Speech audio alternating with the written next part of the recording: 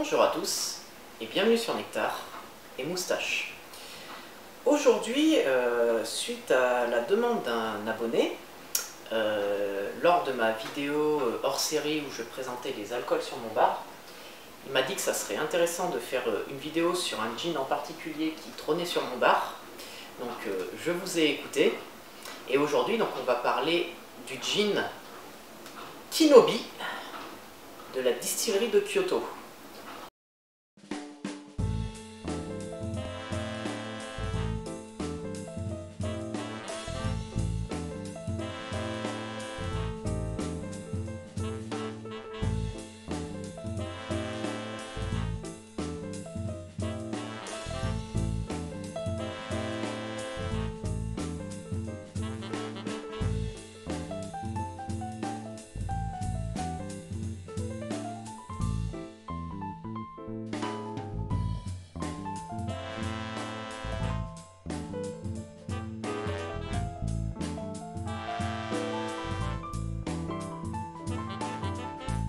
Alors, on va revenir un petit peu plus en détail sur cette maison.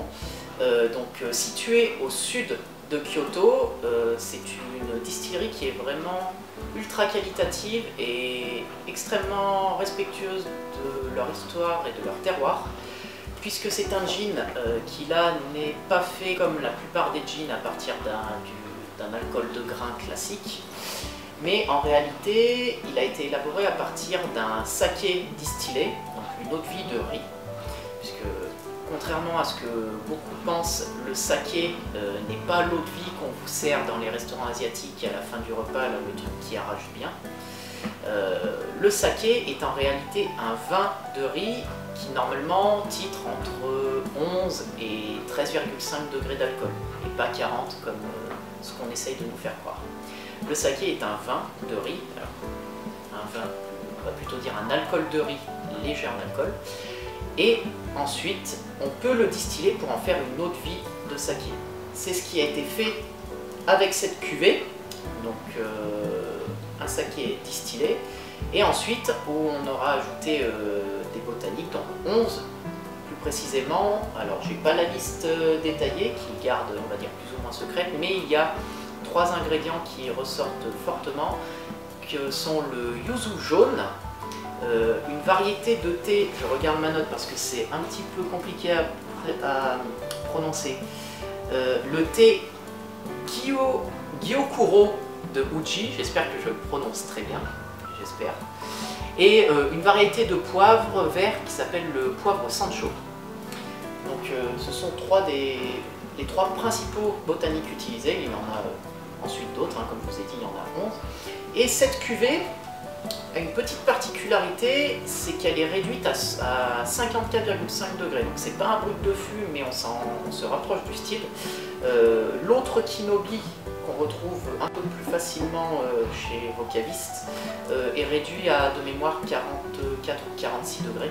Celui-ci est un peu plus puissant, il apporte plus de structure, plus de puissance. Et ce qui permet à ce gin de pouvoir être dégusté de 2 façons. Soit en gin tonic ou en cocktail.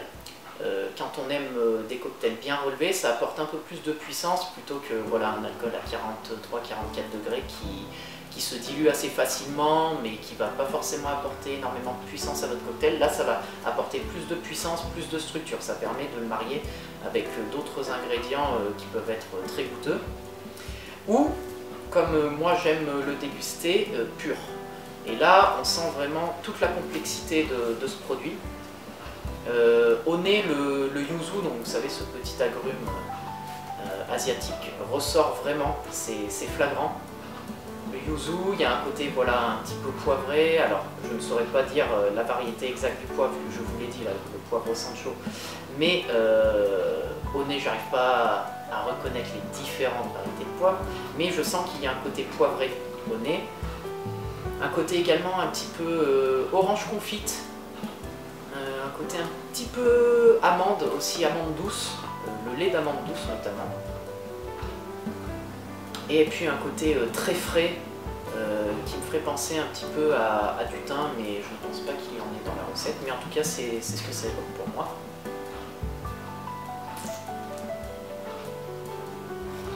et en bouche. C'est très suave, c'est pas brûlant. Il y a de la puissance, hein, on sent qu'il y a de la structure. Mais malgré ces 54,5 degrés, ce n'est pas du tout brûlant, étouffant. Ça se boit vraiment très facilement. C'est à ça qu'on reconnaît aussi un alcool de qualité, même si l'alcool est très puissant en degré alcoolique, en titre volumétrique comme on dit. Si l'alcool est bon, vous n'aurez jamais le souci de brûlure, la sensation de brûlure dans la gorge. C'est vraiment quelque chose, quand un alcool est bien maîtrisé, c'est le fait qu'il y ait un haut volume n'est pas un problème. Pardon. Alors, donc voilà, comme je vous disais, pur ou en cocktail, moi je le marie beaucoup également en cocktail avec le tonic au yuzu de la maison Fentimans, quelques bouts d'angostura bitter et souvent j'ajoute quelques baies de timur broyées et j'en fais des cocktails à ma compagne qui pourra en attester. Mais non, c'est vraiment un super gin ultra qualitatif. Je pense que c'est la distillerie de Kyoto et la maison Kinobi est vraiment, je pense, le plus bel étendard du gin japonais. D'autres maisons s'y sont essayées, je pense notamment aussi à la maison Nikka, que vous connaissez beaucoup pour leur whisky, qui font un gin aussi vraiment sympa, mais pour moi, ouais, la distillerie de Kyoto, c'est le summum de ce que vous pouvez trouver en whisky japonais. Alors, si on parle de tarifs, alors là, comme ça, je ne l'ai plus en mémoire. Je crois me souvenir que c'est une bouteille qu'on peut trouver aux alentours de 70-75 euros chez vos cabistes ou également sur la maison du whisky.fr. Comme d'habitude, cette vidéo n'est pas sponsorisée, je vous donne juste des endroits où vous pouvez le trouver.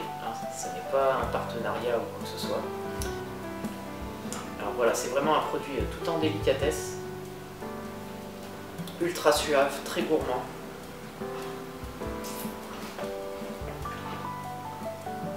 Pour les plus amoureux du gin d'entre vous, ça, vous pouvez le boire à merveille avec des sushis. Des sushis, évitez juste la sauce sushi là, un peu aigre douce, un petit peu sucré salé, ça ne va pas avec, mais si vous dégustez juste vos sushis avec une pointe de wasabi et vous buvez ce gin avec, vous pourrez presque dire que ce gin fait office de sauce. Et vous allez voir, c'est un accord juste magique, je vous invite à essayer. Si vous avez la chance de vous trouver une bouteille comme ça et que vous aimez les sushis, faites l'expérience, vous verrez, c'est assez magique. Je crois qu'il n'y a pas besoin d'en dire plus, nous sommes arrivés au terme de cette vidéo. Je vous remercie de l'avoir suivi. Comme d'habitude, vous pourrez nous retrouver sur Instagram. N'hésitez pas à aimer la vidéo, la partager, commenter, débattre dans les commentaires, activer la cloche pour recevoir les notifications. Sur ce, je vous souhaite une très bonne journée et à la vôtre.